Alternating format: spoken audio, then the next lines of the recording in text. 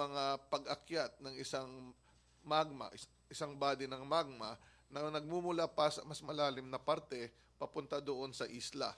At ito po ang tingin namin ang posible pang mag-supply ng panibagong magma sa ilalim ng bulkan at pwedeng magpatuloy ang aktibidad ng Bulkang Taal. At ang pag-akyat ng magma po, ito po yung naging sanhi ng paglindol.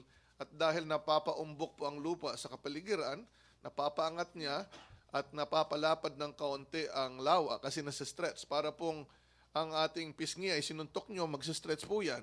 Ganun po ang nangyari sa lawa ng Taal at pag-angat at pag-stretch, bumaba yung tubig at habang umaakyat yung magma, nabibitak din ang mga lupa sa ibabaw nito kaya nagkakaroon ng fissuring.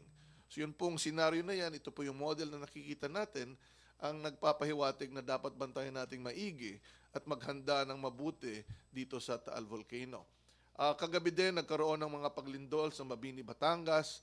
Ito po ay hindi dahil sa volcano, kundi sa pagkilos ng isang fault na dati nang kumikilos na noon pang April 2017. So wala pong silang, independent po sila sa Taal Volcano. At iyon po ang nangyari sa kasalukuyan. Yun lang po muna at magandang umaga muli sa inyong lahat. Sec Manila. Magandang umaga po sa atin lahat. Sa kasalukuyan po ay ang ating operations doon sa Taal ay nananatili upang ma-ensure na yung 14-kilometer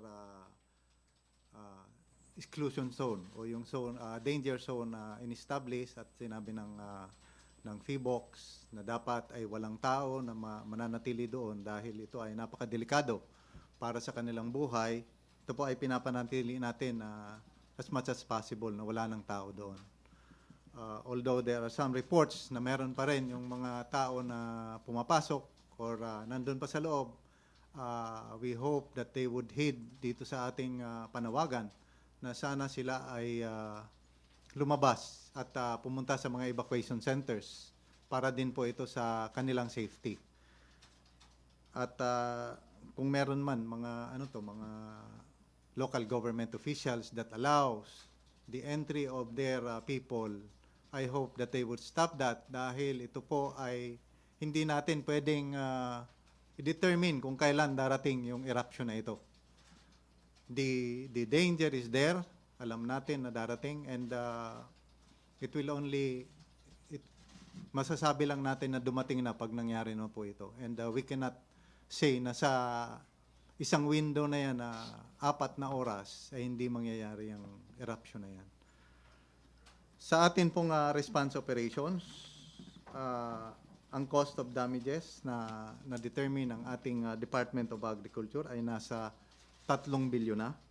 And the cost of assistance ng DSWD at saka ng DOH ay around 17 million na po ang naibigay.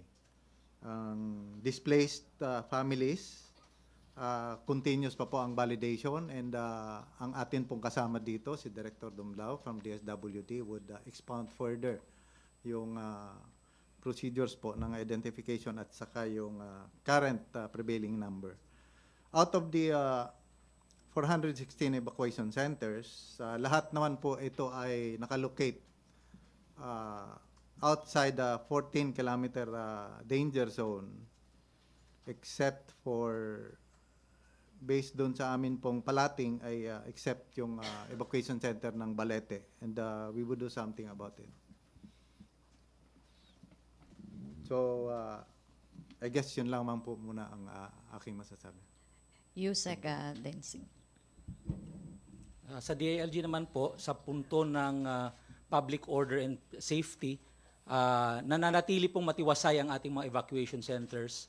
Very orderly po. We can say that it's more than a passing grade in terms of public order and safety. Ngayon po, ang ating kapulisan sa pag-uutos po ni Secretary Anyo ay naglatag po ng kulang-kulang na 2,820 na ating search and rescue police personnel. On the ground po sila ngayon mula po sa ating headquarters sa Philippine National Police at sa various regions. At si incoming Chief PNP Police Lieutenant General Gamboa naman po has already ordered a standby of close more or less 10,240 police officers that in case magkaroon ho ng pagsabog o nag-worsen po ang sitwasyon ng erupsyon ng Taal, ay ready po yung ating kapulisan para tumulong in terms of public safety and public order. Sa ngayon po, meron tayong lockdown, inuulit natin, lockdown on the 14 identified local government units in Mindanao together with the 132 barangays surrounding or near the Taal volcano. Nakarinig ho kami ng news na nag-allow ho sila ng konting window sa tanawan, pero inuulit ho namin as of the moment, ating pong dinedirect yung ating mga local DRIMC or local disaster risk reduction and management council sa bawat lokalidad, no, na wag na pong payagang makapasok dun sa 14-kilometer radius or danger zone na in-identify po ng Phivolcs. Alam niyo po, mula po kahapon nagkaroon pagpupulong kay Governor Mandanas, kasama po si Yusek Solidum at representante po ng NDRIMC at sa amin sa DILG, at binabanggit po na as of yesterday or even as of today, wala hong balak ibaba ng Phivolcs ang alert level status. It remains to be at alert status number 4. Kaya po delikado po ang sitwasyon ngayon, kaya lagi po tayong handa. Sa gana ng ating mga lokal na opisyales, we laud them for being in their area of responsibility since the beginning. Isang araw pagkatapos sumabog ang Bulkang Mayon, Bulkang Taal, all 34 local chief executives of Batangas and 23 mayors of Cavite were in their areas of responsibility. And as of yesterday, all 142 local chief executives of Regions 3, 4A, 4B, and NCR are all in their areas of responsibility. Ang ating lang pong kailangang malaman kung gaano po ito katagal na mangyayari dahil despite the fact that the province of Batangas, Cavite, and the city of Tagaytay have already declared a state of calamity in their areas or local government units, we have received information on the ground that many of the local government units have been have now a depleted risk reduction and management fund, yung ating calamity fund na tinatawag. So nagdi-deplete po. At ang mabigat po nito, ang January supposedly ay buwan kung saan nangungulekta po yung ating mga local officials ng business taxes and amilyar. Wala pa silang nakukolekta sa mga lugar na yon. So if we can get a clear picture, maybe we can get more funding or assistance from the national government, and most probably maybe Congress can also give additional budget for what's happening right now because of this Taal eruption. Director Dumlao. Isang magandang umaga po sa ating lahat. Ang Department of Social Welfare and Development continues po to deliver prompt and compassionate service to our countrymen from the Calabarzon region who have been affected by the eruption of the Taal volcano. Simula po nung naramdaman yung pag-aalboruto ng bulkan noong January 12, agad pong nagpunta sa Batangas ang aming pong butihing Secretary, Rolando Joselito Bautista, kasama po ang mga miyembro ng Quick Response Team upang tumulong sa mga local government units na naapektuhan at ilikas po nila at tugunan yung mga pangangailangan ng mga apektadong residente. Ang DSWD po, sinisiguro niya na ang ating pong disaster response efforts are well coordinated, compliant with standards, and disseminated po to the affected population. Kung kaya po ang aming DSWD Secretary ay nag-instruct po na bumuot ng isang task group para po masiguro that the operational and administrative concerns on the disaster response of the department are addressed. Ang DSWD disaster response efforts are done to help the local government units who are affected by the Taal eruption. Based on the 6 a.m. report of our Disaster Response Operations and Management Information Center, meron na po tayong naitala na 53,716 families or 215,773 individuals who have been affected. Naitala din po natin na 29,242 families or 112,757 individuals are taking temporary shelter in 416 evacuation centers. Samantala po, merong 17,505 families or 69,304 individuals na kasalukuyan po ay naninirahan sa kanilang mga kamag-anak o mga kaibigan. As of January 20, mahigit 7.8 million worth of assistance na po ang naipamahagi ng DSWD sa mga naapektuhang mga local government units. Ito po ay sa pamamagitan ng pagbibigay ng mga food and non-food items. Ang Department of Social Welfare and Development is prepared to respond to the disaster with its available resource composed of more than 250 million ng standby funds and more than 900 million worth of stockpile of food and non-food items. At ang DSWD din po ay naghahanda para sa mga recovery and rehabilitation plan. Kung kaya nga po nung nagkaroon ng meeting o pagpupulong ang mga opisyales ng DSWD sa Batangas noong Sabado para nga po maisaayos o mailatag yung mga plano ng karagdagang tulong sa mga apektadong mga LGUs. We continue po to coordinate and collaborate with the concerned local government units and other stakeholders to determine other appropriate assistance that the affected residents may need to ease their situation. And we also would like to share with you that we continue to assist yung aming pong field office para nga po ma-augment yung mga resources and ma-strengthen din yung capacities ng ating mga kasamahan sa local government units para po mas maayos yung pong pag-provide natin ng mga needs ng mga pamilya at ang mga individual na naapektuhan nitong disaster. Yun lamang po at maraming salamat. Okay, MPC, tanong, Joyce? For the LG USEC Dancing or for DSWD Director Tumlao.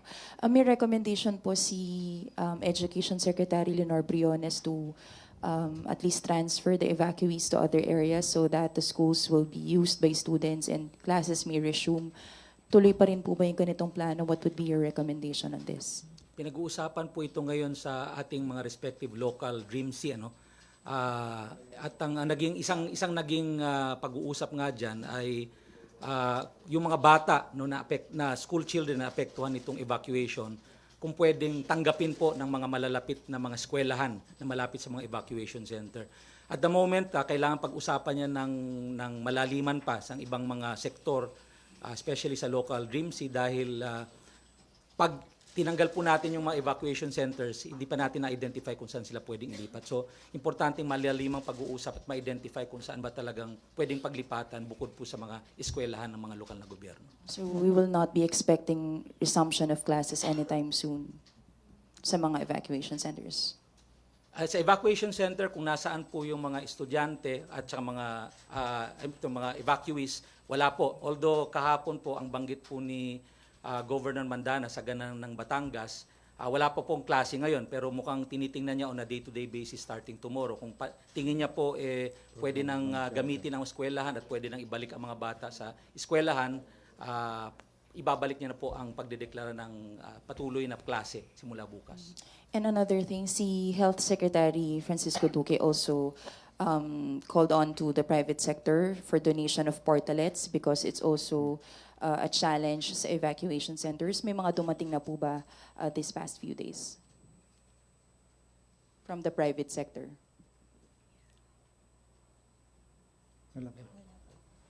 Wala pa pong although there were already pledges to provide, no?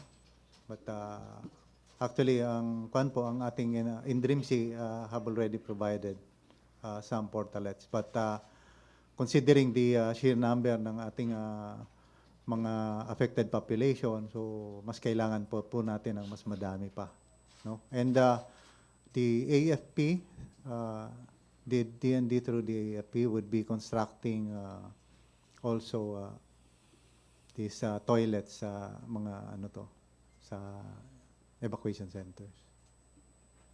In terms of portalets, sir, sabi niyo may binibili na rin tayo. Gaano karami pa yung shortage? I don't have the numbers yet as to kung gaano pa kadami at kung ilan na yung nandun, no? So maybe I would be able to answer that mamayang hapon after the response cluster meeting doon sa in DREAMC sa Campo Aguinaldo. Thank you po. Okay, Jillian, then Raymond, Pia, Okay, Maricel. Yusek Tensing po. Hi po. Will there be any warnings given to local officials po who are allowing businesses there around the danger areas to operate?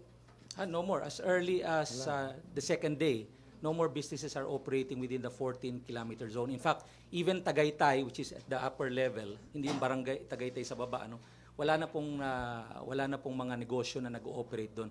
We are discouraging actually tourists or locals to go up to Tagaytay dahil nasa alert level 4. Mamaya pag akyat nila, biglang sumabog, makakadagdag pa sila sa tutulungan o poprotektahan. So we are really discouraging them from going through the area or even in Tagaytay City. Kasi there are some posts po on social media na over the weekend, may mga businesses na po na nag-ooperate like Sky Ranch, some restaurants around Taal. Okay, So- we will check. I'm very sure that we released a memo to the city mayor of Tagaytay that no establishment or commercial establishment shall continue to operate until and unless this issue of alert level 4 has been downgraded. Thank you po, sir. Okay, Raymond? Kay Director Solidum. Sir, good morning. Sir, nabanggit nyo na patuloy yung pressure sa kayong magma patuloy na umakyat. So as we speak, wala pa talagang indikasyon na in the next few hours or next few days ay pwede nang ibabas sa alert level 3 yung status ngayon. Hindi namin pwedeng ibaba sa kasalukuyang pamamaga ng bulkan at patuloy na pag-akyat ng magma. Sa mga nakaraang pagsabog ng Taal Volcano, may mga apparent waning of activity sa ibabaw, pero siyempre hindi makikita ng tao yon na maraming paglindol at umaangat pa yung isla. Kaya may pressure po yan at hindi naman pwedeng sabihin natin na hindi na mangyayari yung posibleng pagsabog. Nandyan pa rin yung threat. Now, siyempre, ang sinabi natin talaga na pinakadelikadong lugar ay yung mga lugar na pwedeng abutan ng tinatawag na base surge. Ito po yung parang pagsabog ay merong ring of cloud na palayo in all direction na mabilis na gumagapang, tatawid sa lake at sasampa doon sa mga lugar sa paligid ng bulkan. So yun po yung basis ng evacuation at yun din po ang contingency plan consideration ng Batangas Province. Sir, eto, ayoko namang iinit ang ulo nyo, baka una pa kayo sasabog sa Taang Volcano or Volcang Mayo o Taal. Sir, pero ano yung masabi niyo lang sa nababanggit nitong isang congressman na nagngangalang P.D.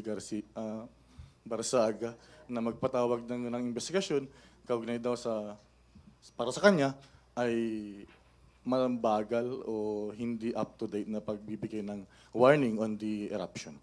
Wala naman po kaming problema na sumagot sa mga katanungan. Parang same din yung tanong mo na kung anong nangyari sa Taal, pero siguro sa marami ng press conference o tanong o sagot sa media, magkaiba po kasi yung perception ng hindi taga-island at taga-Batangas versus outside.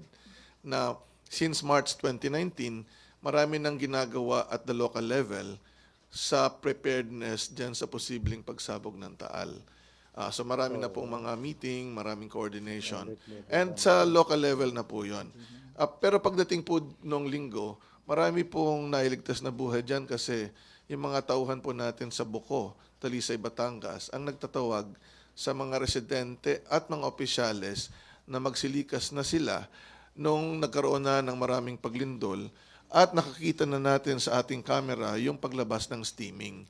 Kasi po yung steaming, ang isang indikasyon natin, baka magkaroon ng tinatawag na phreatic eruption, pagsabog dahil sa pressure sa steam, at pag nangyari po yan, ay baka magtuloy-tuloy ang pagsabog ng bulkan.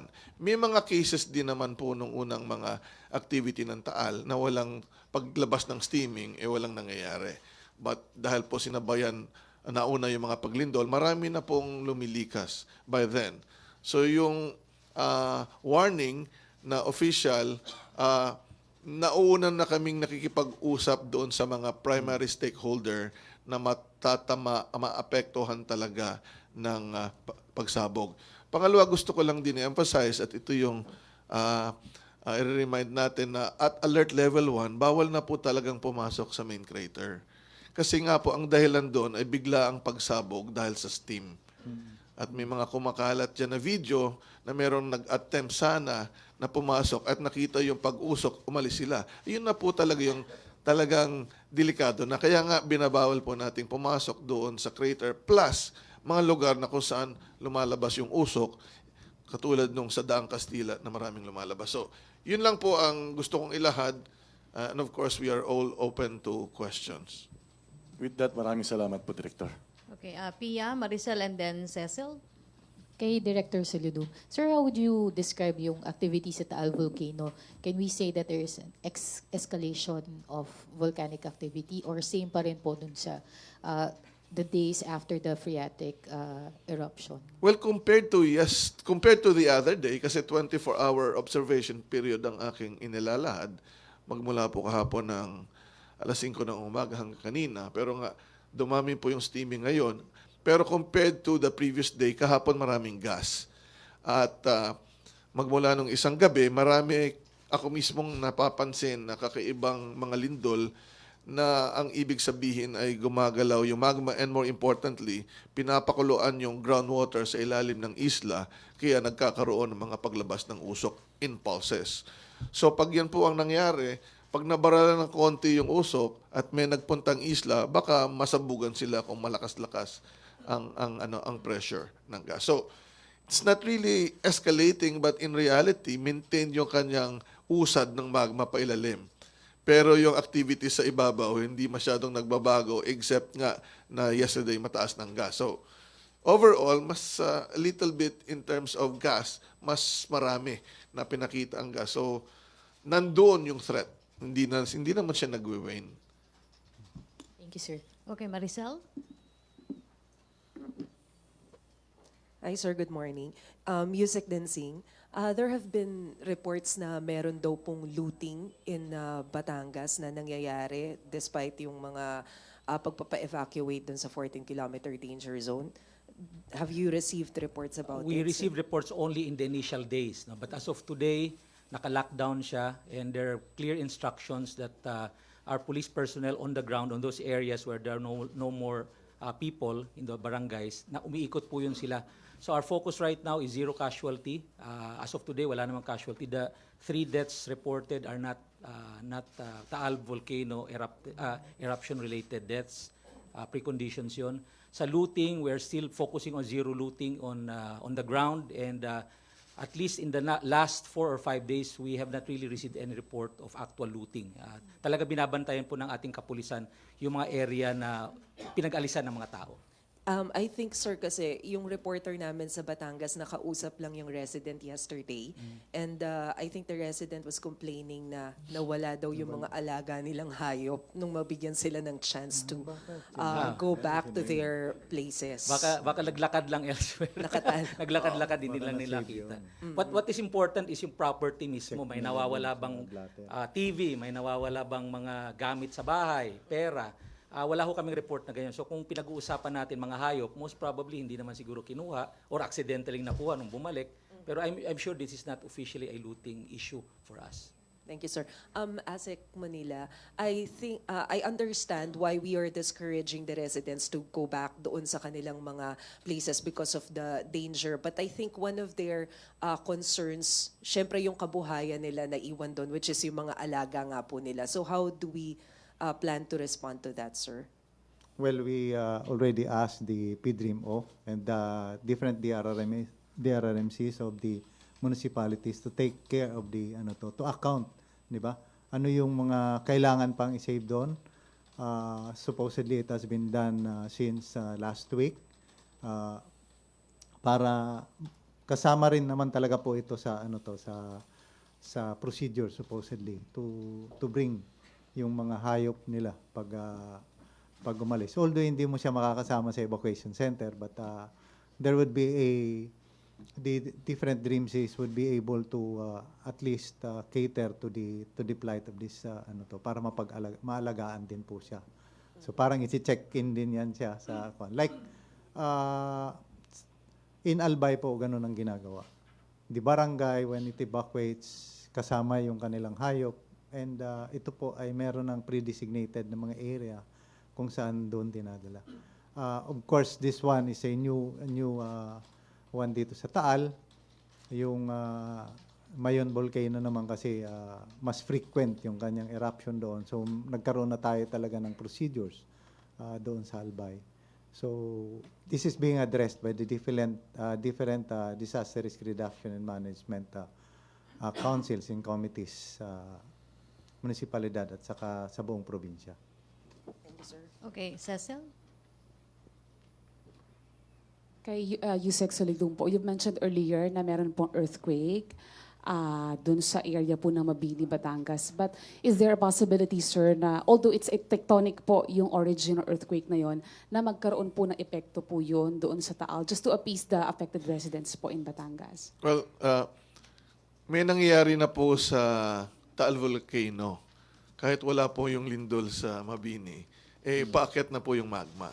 So sa tingin ko naman, independent naman yon, or kung meron mang effect, wala naman masyadong mangyayari na kakaiba kasi nandyan na po yung nakaumang yung panganib. Hindi man ito magti-trigger ng the earthquake itself will not trigger the explosion, but it is the magma na umaakyat papunta sa taas that will supply the new materials that can be exploded or yung magma mismo sa ilalim ng bulkan.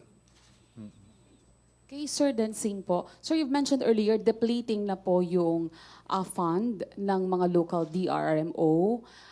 Kasi it appears, sir, na mukhang magtatagal pa po yung situation we have in Batangas. Well, hopefully, hindi naman po magtagal ng todo. But gaano, sir, if mag-take pa po ng 1 month, sana wag naman po, yung pong incident na to, yung pong available resources ng local government unit, hanggang kailan po yun naabot? Ang mabigat nito, wala pa nga collection masyado. Dahil ito nga yung buwan na kumukolekta sila ng business taxes and amilyar. At dahil sa nangyari, hindi sila makakolekta ng 100%.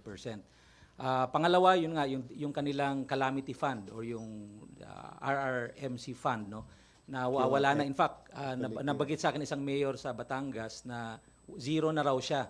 So ang aking instruction was to get funding, baka meron pang maialat ang province, no, ng Batangas.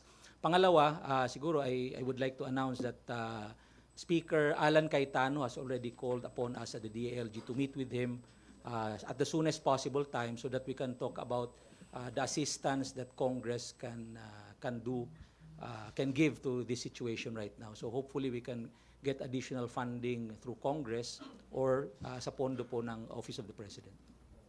Sir, kasi na-mention po ng DBM during the visit of President Duterte last week in Batangas City that the Batangas province, including the chartered cities there, parang merong more than 400 million na available calamity fund. And then the national government will kick in pag naubos na raw po yung local fund.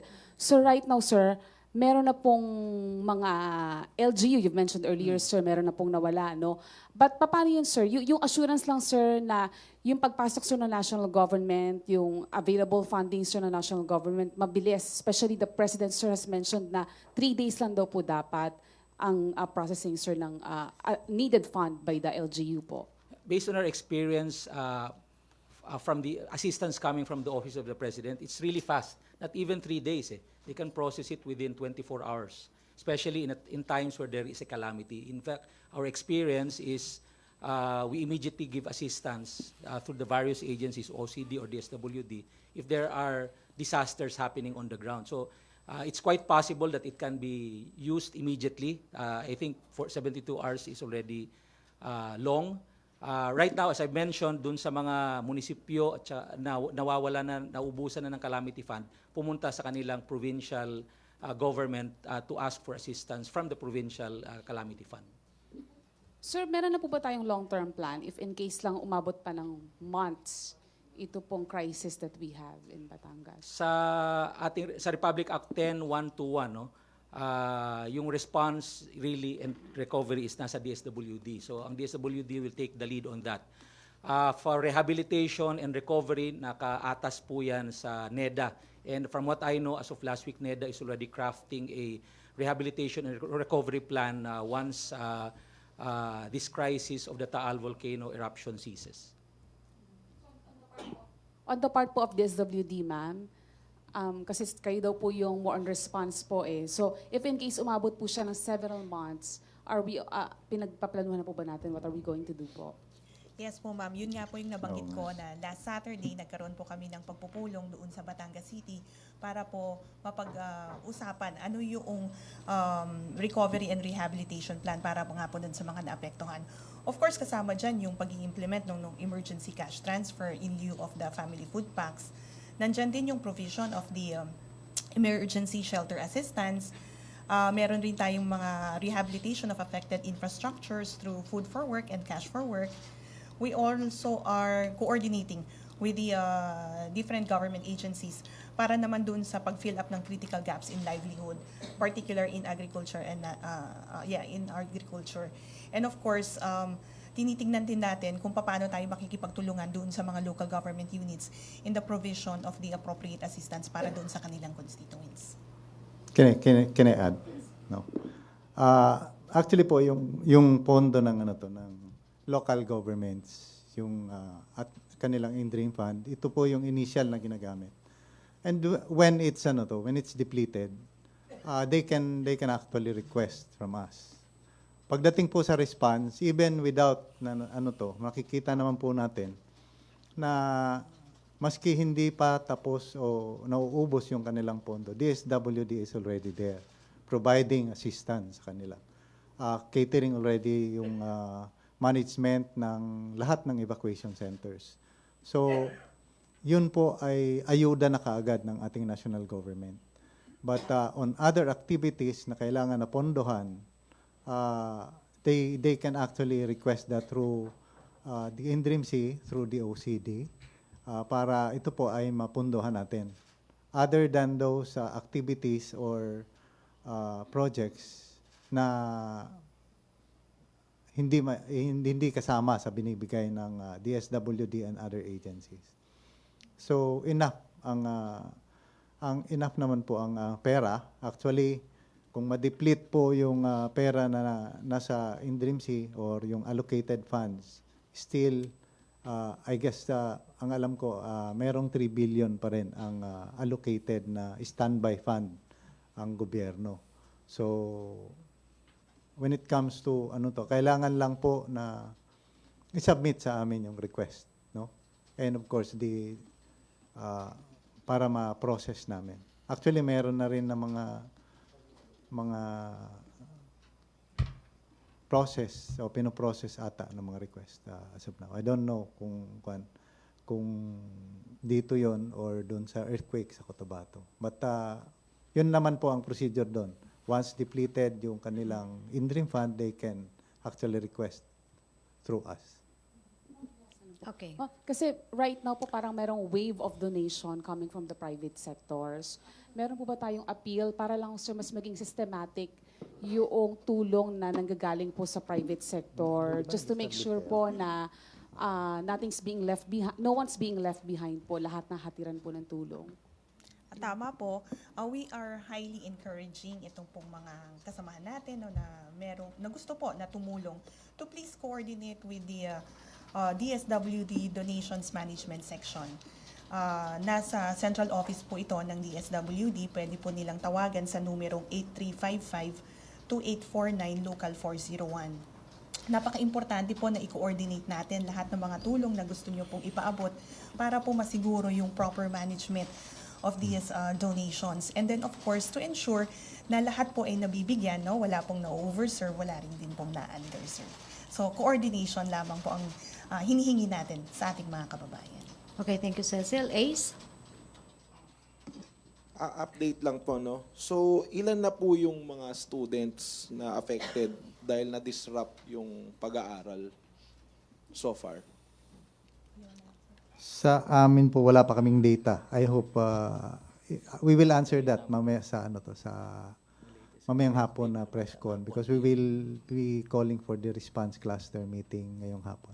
So pati yung schools wala pa rin po kayong info kung ilan yung affected? It's DepEd kasi Okay. and DepEd has not submitted yet the numbers to us. Pero nabanggit kanina yata ni Yusek Densing na kung pwede kunin muna yung mga estudyante Yeah. na affected. Kunin muna ng ibang schools. Okay. Salamat po. Okay. MPC, may tanong pa kayo? Wala na, okay na. May mga mensahe pa kayo, Yusek Solidum? Well, gusto ko lang i-remind ang lahat na ang Bulkang Taal ay isang bulkan na kakaiba sa Mayon Volcano and Pinatubo. Ito ay mas complex sa nangyayari sa Mayon and Pinatubo. At complex din yung geography, yung geographic location ng mga bayan sa paligid na napakadelikado talaga yung posisyon nila kumpara sa ibang mga volcano dahil nasa loob na sila ng lugar na talagang pwedeng maapektuhan kaagad. So, ang atin pong ginagawa sa government is to make sure na maligtas sila at gusto rin naming i-remind sila na maging maingat. Kasi ang mga nangyayari sa Volcano Island would mean na sino man ang pumupunta doon can be affected right away kasi the phreatic eruptions can come without warning. So dapat po magpag-ingatan ang Bulkan Taal. Okay, si Yusek Densing. Well, sa ating mga kababayan, gusto namin sabihin na wag na sana silang bumalik muna sa kanilang mga lugar-lugar kasi delikado pa po. At ito po yung dahilan kung bakit meron tayong lockdown ng 6 na daan patungo dun sa mga lugar malapit sa bulkan. Antayin po natin, makinig po tayo sa mga pronouncement po ng Phivolcs at ang ating local DRIMC para ho malaman ninyo ang nangyayari talagang tunay na nangyayari ngayon sa inyong mga lugar.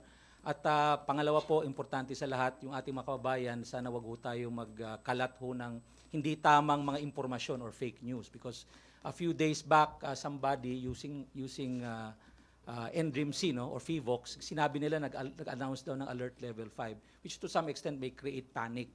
So sa ating mga kababayan, pakiusap lamang po, pag nakakuha kayo ng information, kahit gamit-gamit pa ang logo ng Phivolcs at NDRIMC, i-verify nyo po bago nyo po ikalat kasi po makaka-create ho ng hindi magandang pangitain sa ating mga kababayan. Opo, may pahabol na tanong lang po. Kung bawal daw po talaga yung evacuees sa mga schools. May ganun po ba? Wala na. Actually, sa ngayon po ay because immediately kailangan po natin ng shelter sa ating mga kasama sa ating mga tao. So we use the schools. Dahil po sa tingin natin ito ay magtatagal na event na ito. That's why we are looking at na magkaroon po ng creation ng ibang evacuation centers to spare the schools, no? In the event na kagaya rin po yan, ginawa po natin yan sa Mindanao, doon sa earthquake stricken area, kung saan initially ginamit yung schools, but then we slowly, ito po ay inilipat natin sa mga evacuation centers na nakikreate outside of the schools. Opo, salamat. May pahabol pa, Francis? Sir, yung nabanggit nga nyo dun pagdating sa evacuation centers, kasi nabanggit yung Pangulo last week, kailangan yung pangangailangan nga ng mga evacuation centers kasi paulit-ulit na nga po yung mga nangyayaring mga sakuna. Kung sakaling mas tumagal pa yung ng pag-alboroto ng Mayon, kaya ho ba natin magpatayo within 3 months or 6 months time na mga evacuation center na? Kasi yung nga ang problema yung mga schools, di ba? Hindi ho nakapag-aral yung mga estudyante. Nasa planning stage lang po ba tayo o meron na tayong magpatayo na kagad ng mga shelters po? Actually po, we have been constructing evacuation centers all over the Philippines. Ang guidance lang po ng ating presidente that nung una prioritize po natin yung Region 5 because of the onslaught ng Usman, kung natatandaan ninyo. So they do need yung evacuation centers doon. For the areas po dito sa Region 4A and 4B, meron naman po yan sila identified ng mga evacuation centers. Although, we need to reevaluate as the aftermath ng ganitong sitwasyon.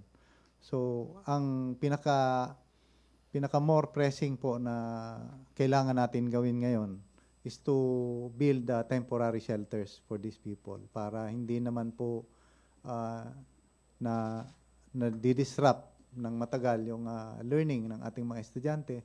And at the same time ay magkaroon na rin sila ng at least konting normalcy sa kanilang buhay pag sila ay nailipat dito. So those are one of the subject matter siguro na pag-uusapan mamaya sa response cluster meeting. Opo, Cecil.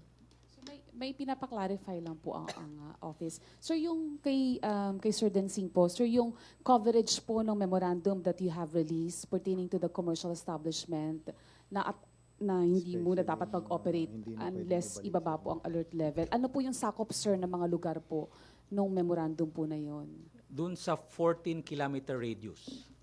Pero nagkaroon kami ng specific na instruction noon sa Tagaytay City dahil nung pangalawang araw, meron pa rin naging pasaway. So we had to write a letter or memo to Tagaytay City Mayor Tolentino to impose or to implement the no commercial activity memorandum. So nagkaroon lang ng specific, pero ito dun sa 14 kilometers, no commercial activities in the meantime. Okay, may pahabol na tanong. Kung delikado daw po, bakit magbubukas pa ng klase? And then, meron daw po bang on top para dun sa in charge sa mga donation para hindi nakakanya-kanya? Doon po sa klase, gusto naman siyempre natin na yung ating mga estudyante ay makater. So, but I guess DepEd would be best place to answer those questions. Kasi ang alam ko po, meron silang alternative learning system kung saan, kung hindi pwedeng gamitin ng classroom, ay meron naman po silang ibang mga pamamaraan. As to the donations, kung goods po yan, we encourage you to course it through DSWD, kung saan sila po yung in charge pagdating sa food and non-food items. At kung ito naman po ay mga cash donations or ano to, dito po sa local, you can coordinate po with INDRIMC through OCD. Okay. Yusek, may dadagdag. Bigyan lang natin ng perspective, no? Ang talagang life-threatening threat ay yung basers. At kung walang pagsabog ng eruption column, walang asphalt. So kung titingnan natin kung kailan mangyari yan, there will be many days or there will be days na walang abong babagsak sa buong Batangas, and not all Batangas will be affected. Depende yan sa direksyon ng hangin. So people, just like school or businesses or offices, one needs to be protected from the effects of the asphalt. So kung meron mang pagdating na ganyan, yung personal precautionary measures, nasasaraduhan ng mga pintuan at bintana, kung nasa loob naman sila ng building, kung lalabas, may mask o basang panyo o towel. At syempre, yung mga motor vehicle, hindi muna papadaanin or dapat hindi mabilis. Depende yan sa kondisyon ng road. So mga ganun pong sitwasyon, those should be the basis kung ano man yung maging desisyon ng local government kung sila ay magpapabukas ng mga eskwelahan o anumang establishmento. Salamat po. Director Dumlao? Ulitin ko lamang po, no, ang mga local government units, ang frontline po in service delivery. Ang DSWD, katuwang din ng mga iba't ibang ahensya ng national government, ay tumutulong po sa kanila, ina-assist po sila.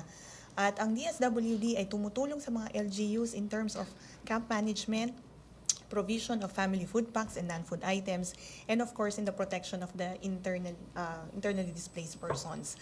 And gaya nga po ng nabanggit ko earlier, sufficient po ang funds ng DSWD, ganun din po ang kanyang stockpiles. Matatagpuan po yan sa ating mga field offices, ganun din sa ating National Resource Operations Center sa Pasay City. And makakaasa po ang ating mga lokal na gobyerno na patuloy po yung maagap at mapagkalingang serbisyo ng DSWD.